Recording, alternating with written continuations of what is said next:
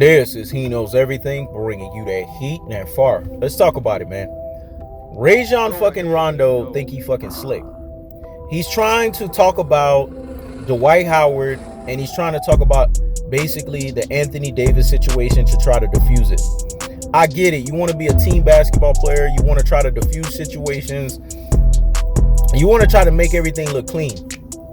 We already know what's about to happen. We know from that scuffle. We know from that situation. We know from that variation. We know from that aspect. We know from that golf delineation, separation, and from the fact that it is basically a distance between these two guys. They don't really fucking like each other. The scuffle tells you everything. I don't want to hear they not close, but they get along well. That sounds like bullshit and fuck shit.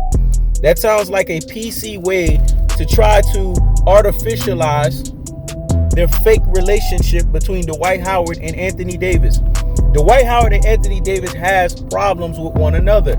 Stop trying to sugarcoat that shit, man.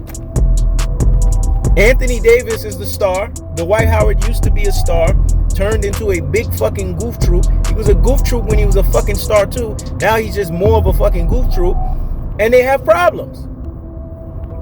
Let's stop sugarcoat shit, man. Let's tell shit for what it is. These motherfuckers have problems. It's okay for two teammates to have fucking problems. What is wrong with that? Why do we have to sit here and lie about that? Why do we have to sit here and sugarcoat that? Why do we have to sit here and act like that's not reality? But see, people like to do shit like this. People always like to make things seem like it's lesser than what it actually is. Because if it wasn't for real, then the news wouldn't have broke out the way it did. We know when news breaks out like that, that's because there is some serious issues going on. And I honestly believe there's probably some verbal spats that took place before the scuffle actually took place. Let me say it again. There were verbal spats that actually took place before the scuffle took place. Because when it's all said and done, these types of scuffles that happen, these types of situations that take place, they're taking place and they're happening because you have a scenario, you have a situation where two guys don't really like each other. So stop sugarcoating it, Rajon Rondo. Stop softening it. Stop sweetening the fucking deal. Stop making this thing look easier and cuter than what it actually is. Because when it's all said and done, there's fucking problems. Tinseltown has problems. We said this wasn't going to work because you put too many circus clowns together.